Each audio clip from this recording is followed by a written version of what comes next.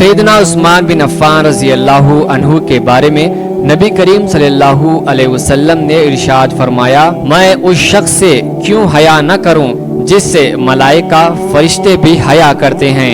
खलीफा सुव्वम अमीरुल मोमिनीन सैयदना उस्मान बिन अफ़्फ़ान रज़ी अल्लाहु अन्हु का ताल्लुक बनु उमय्या से था। वो कुरैश थे। उनका लक़ब ज़ुन्नूरैन और कुनियत अबू अब्दुल्ला थी। निहायत ही खूबसूरत थे। गोरे रंगत और कद मियाना था। दाढ़ी बड़ी, सर के बाल भी लंबे थे। तरम वो हया का पैकर थे। निहायत ही आला अखलाक के मालिक थे। उनकी वालिदा का नाम उर्वा, नानी का नाम उम्मे हाकिम अल बीजा बिनते अब्दुल मुत्तलिब था। ये अल्लाह के रसूल सल्लल्लाहु अलैहि वसल्लम की सगी फूफी थी और अल्लाह के रसूल सल्लल्लाहु अलैहि वसल्लम के वालिद अब्दुल्ला की जुड़वा बहन थी। इस तरह सैयदना उस्मान बिन अफ़्फ़ान रज़ी अल्लाहु अन्हु रसूलुल्लाह सल्लल्लाहु अलैहि वसल्लम की सगी फूफी के नवासे थे। उनकी विलादत 576 ईस्वी को ताइफ में हुई। अल्लाह के रसूल सल्लल्लाहु अलैहि वसल्लम से उम्र में 6 साल छोटे थे। उनके वालिद अफ़्फ़ान बिन अब्दुल आस बिन उमैया मक्का के मशहूर और दौलतमंद ताजिर थे। तिजारत के लिए मक्का से बाहर गए हुए थे कि रास्ते ही में उनका इंतकाल हो गया। इन्होंने सैयदना उस्मान रज़ी अल्लाहु अन्हु के लिए वाफिर मिक़दार में दौलत छोड़ी। सैयदना उस्मान बिन अफ़्फ़ान रज़ी अल्लाहु अन्हु का शुमार उन चंद लोगों में होता है जिन्होंने ज़माने जाहिलियत में ही लिखना पढ़ना सीख लिया था। शराफत उनमें कूट कूट के भरी थी। ज़माने जाहिलियत में भी जिना के मुर्तकिब न हुए, न कभी शराब को हाथ लगाया।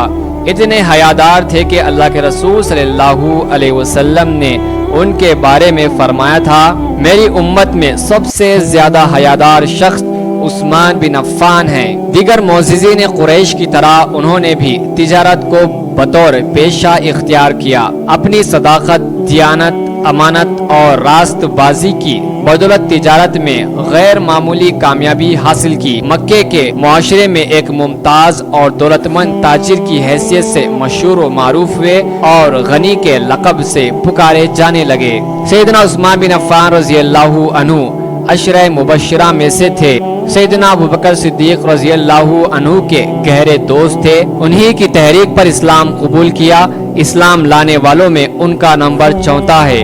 उनसे पहले सैयदना अबू बकर सिद्दीक़, सैयदना अली और सैयदना ज़ैद बिन हारिस रज़ी अल्लाहु अजमाइन ने इस्लाम ला चुके थे। इस्लाम कबूल किया तो दीगर मुसलमानों की तरह उनको भी अदाए इस्लाम की ईज़ा रसानी का शिकार होना पड़ा। उनके चाचा हकम बिन अब्दुल आस ने उनको रस्सियों से जकड़ दिया और कहने लगे, क्या तुम उस नए दीन को अपने बाप दादा के दीन पर तरजीह देते हो? और मैं तुम्हें उस वक्त तक नहीं छोड़ूंगा जब तक तुम इस दीन को छोड़ नहीं देते। सैयदना उस्मान रज़ी अल्लाहु अन्हु का जवाब एक साहिब अजीमत शख्स का जवाब था। फरमाया, चाचा तुम जो चाहो कर गुजरो, अल्लाह की कसम मैं कभी इस दीन को छोड़ने वाला नहीं। उनका चाचा उन पर मुसलसल जुल्म और ज्यादती करता रहा मगर उनके पाए इस्तिक़लाल में कभी लग़ज़िश न आई। वो इस्लाम पर साबित कदम रहे। चाचा ने जब देखा कि ये मानने वाला नहीं तो बिल आखिर उसने आपका रास्ता छोड़ दिया। काफिले तौहीद के शह सवारों में बतदरीज इजाफा होता चला गया। कुरैश का गुस्सा भी बढ़ता चला गया। उनके जुल्म ज्यादती में भी मुसलसल इजाफा होता गया। जब रऊफ व रहीम सल्लल्लाहु अलैहि वसल्लम ने देखा कि उनके साथियों का जीना दोभर कर दिया गया है तो आप सहाबा इकराम रज़ी अल्लाहु अन्हु को हिजरत की इजाज़त दे दी। अल्लाह की राह में घर बार छोड़ने वाले इस पहले गिरोह में सैयदना उस्मान रज़ी अल्लाहु अन्हु और उनकी अहलिया मोहतरमा सैयदा रुक़ैया बिनते मोहम्मद सल्लल्लाहु अलैहि वसल्लम भी शामिल थी। बेटियों से मोहब्बत फितरी तकाज़ा है। अल्लाह के रसूल सल्लल्लाहु अलैहि वसल्लम को अपनी बेटी और दामाद के वतन छोड़ने के बाद उनके हालात के बारे में कोई इत्तला न थी। एक दिन हबशा से एक कुरैशी औरत आई।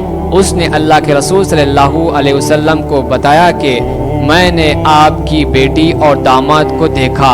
दरियाफ्त फरमाया किस हाल में देखा है? उसने बताया میں نے دیکھا آپ کی بیٹی گدھے پر سوار تھی اور ان کا خاوند اس کی رسی پکڑے ہوئے تھا۔ اللہ کے رسول صلی اللہ علیہ وسلم کو یہ سن کر بے حد خوشی ہوئی۔ ارشاد فرمایا اللہ ان دونوں کی حفاظت فرمائے۔ عثمان لوط علیہ السلام کے بعد پہلے شخص ہیں جنہوں نے اپنی اہلیہ کے ساتھ ہجرت کی ہے، اور ایک دوسری روایت کے مطابق وہ دونوں لوط اور ابراہیم علیہ السلام کے بعد پہلے ہیں جنہوں نے ہجرت کی۔ اس طرح 6000 سال کے بعد ایمان کو بچانے کی خاطر سب سے پہلے جس نے سنت ابراہیم کی پیروی کرتے ہوئے ہجرت کی وہ سیدنا عثمان بن عفان رضی اللہ عنہ تھے۔ کچھ عرصے کے بعد قریش نے ایک افواہ اڑا دی کہ قریش کا رویہ پہلے سے بہت بہتر ہو گیا ہے، چنانچہ مسلمانوں نے اللہ کے رسول صلی اللہ علیہ وسلم سے ملاقات کے لیے مکہ کی جانب سفر کی تیاری شروع کر دی۔ سیدنا عثمان بن عفان رضی اللہ عنہ اور ان کی اہلیہ بھی اس قافلے میں شامل تھی۔ یہاں آ کر معلوم ہوا کہ یہ خبر غلط تھی، بلکہ اس کے برعکس ان کے ظلم و ستم میں مزید اضافہ ہو چکا ہے، تو وہ دوبارہ حبشہ کی طرف روانہ ہو گئے۔ حبشہ میں پھر کچھ مدت گزارنے کے بعد سیدنا عثمان بن عفان رضی اللہ عنہ اہلیہ سمیت واپس مکہ آ گئے۔ اس دوران مدینہ طیبہ کی طرف ہجرت کی اجازت مل چکی تھی، چنانچہ آپ نے مدینہ طیبہ کی طرف ہجرت فرمائی۔ مدینہ طیبہ میں اللہ کے رسول صلی اللہ علیہ وسلم نے سیدنا حسان بن ثابت رضی اللہ عنہ کے بھائی اوس بن ثابت رضی اللہ عنہ سے ان کا رشتہ موقت بھائی چارہ قائم کیا۔ یہ وقت بہت تنگی کا تھا، مسلمان اپنا سب کچھ لوٹا کر صرف ایمان بچا کر مدینہ آ گئے تھے۔ مسلمانوں کے پینے کے لیے پانی کا مسئلہ بن گیا تھا، کیونکہ وہاں کے مٹی پانی کے واحد کنویں بورے روما کا مالک بنو غفار کا ایک آدمی تھا، وہ بہت مہنگا پانی فروخت کرتا تھا۔ اللہ کے رسول صلی اللہ علیہ وسلم نے اس شخص کے لیے جنت کی بشارت دی جو بیر روما خرید کر مسلمانوں کے لیے وقف کر دے۔ سیدنا عثمان رضی اللہ عنہ نے 35,000 درہم میں وہ کنواں خرید لیا اور مسلمانوں کے لیے وقف کر دیا۔ سیدنا عثمان رضی اللہ عنہ بڑے مالدار تاجر تھے، مگر اس کے ساتھ ساتھ حد درجہ فیاض اور سخی بھی تھے۔ ان کا مال مسلمانوں کی فلاح و بہبود میں استعمال ہوتا تھا۔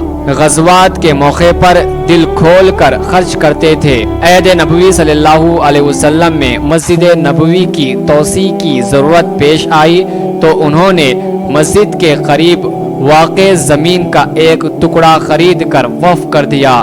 غزوہ تبوک کے موقع پر تو انہوں نے بے حد فیاضی سے کام لیا۔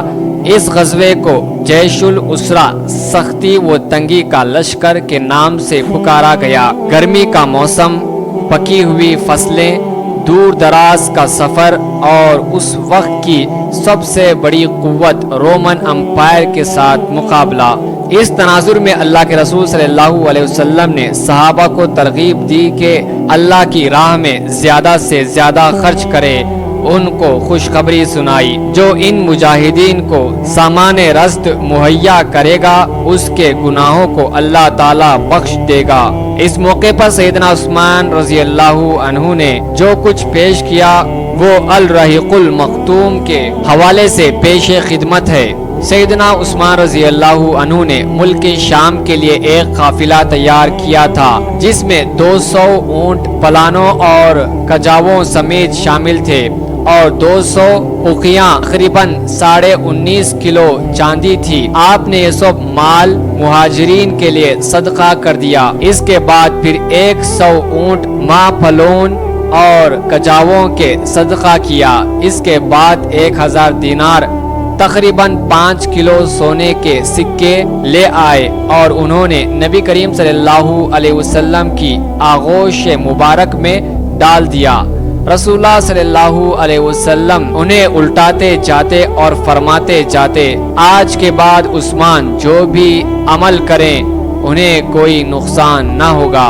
اس کے بعد حضرت عثمان رضی اللہ عنہ نے پھر صدقہ کیا، یہاں تک کہ ان کے صدقے کی مقدار نقدی کے علاوہ 930 اونٹ اور 70 घोड़ों तक पहुंची। यही वो मुकाम है जब अल्लाह के रसूल सल्लल्लाहु अलैहि वसल्लम ने सैयदना उस्मान रज़ी अल्लाहु अन्हु को अपने मिंबर पर खड़े होकर मुतअद्दिद बार जन्नत की बशारत सुनाई। अंदाजा किया जा सकता है कि जिस शख्सियत ने ग़ज़वा तबूक के मौके पर इस कदर दिल खोल के खर्च किया, वो दीगर मौके पर क्या कुछ खर्च करते होंगे। सैयदना उस्मान रज़ी अल्लाहु अन्हु अल्लाह की रजा के लिए हर जुमा को एक गुलाम आजाद करते थे।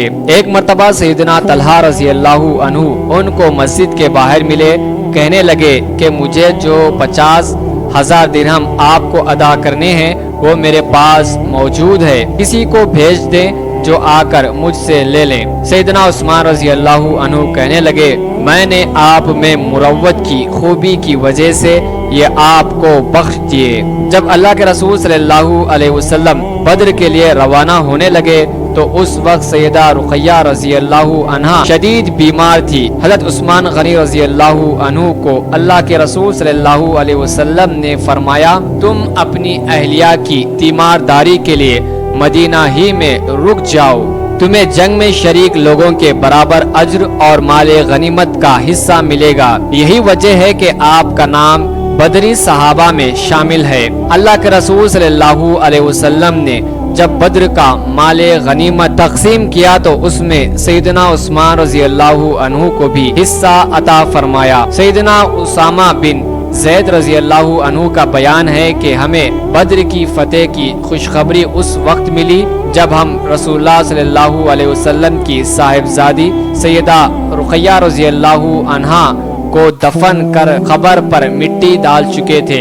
सैयदना रुक़ैया रज़ी अल्लाहु अन्हा की वफात के बाद अल्लाह के रसूल सल्लल्लाहु अलैहि वसल्लम ने अपनी दूसरी साहिबजादी सैयदा उम्मे कुलसूम रज़ी अल्लाहु अन्हा की शादी उस्मान रज़ी अल्लाहु अन्हु से कर दी। रिवायत के मुताबिक ये निकाह मंशा-ए इलाही के ऐन मुताबिक हुई।